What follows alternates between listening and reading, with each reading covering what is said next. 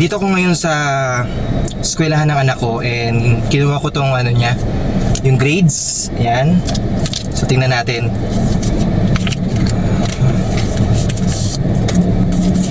So maliban sa grades, meron pa palang certificate ang anak ko. Academic Excellence Award ito.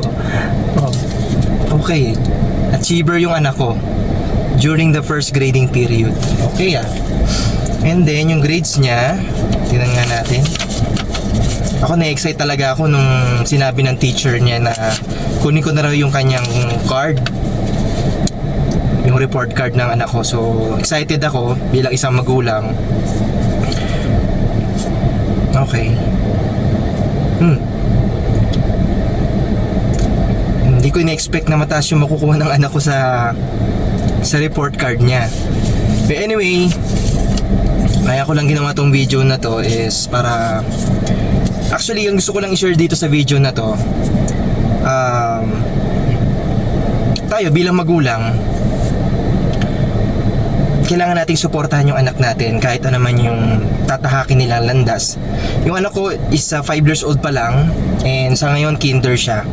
But then, lagi ko siyang pinapaalalahanan na hindi niya kailangang i-pressure yung sarili niya. Araw-araw kong sinasabi yun sa kanya, araw-araw ko siyang kinakausap na kailangan lang niyang i-enjoy yung eskwelahan, yung kasama yung mga teachers niya, i-enjoy niya yung kasama yung mga classmates niya, i-enjoy niya yung pagiging bata, i-enjoy niya yung pakikipagkaibigan, pakikipaglaro sa mga classmates niya at yung respeto sa mga teachers. So kami, ng asawa ko bilang parents po ng anak namin, hindi namin siya pine-pressure na kailangan ganito ka anak, kailangan high honor ka, kailangan mataas ang grade mo. Walang ganon. Ang importante lang sa amin ng mag-asawa is makapasa yung anak namin, okay na kami doon at makita namin siyang masaya. Lagi lang din namin siyang pinapaalalahanan na kailangan maging mapagmahal ka sa Diyos, lagi ka magdadasal, maging mapagmahal ka sa magulang mo. At yun lang naman ang gusto naming, ang isang reason din bakit namin siya pinasok sa eskwelahan is para matuto siya at magkaroon ng magandang kinabukasan at magkaroon siya ng magandang value, magkaroon siya ng mabuting tao, lumaki siyang mabuting bata. Doon lang masaya na kami. So kami, ng asawa ko, hindi namin siya pine-pressure na magkaroon siya ng mataas na score, mataas na grades sa exam, mataas na grades.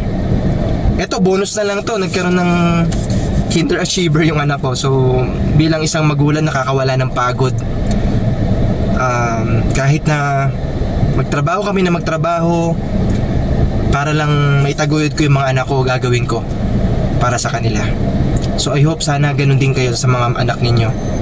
Huwag natin silang pe-pressurein na huwag tayo masyadong mag-expect ng mataas sa kanila kasi mga bata pa naman yung mga yan. At suportahan natin kung ano yung gusto nila hanggang sa kanilang paglaki. Okay?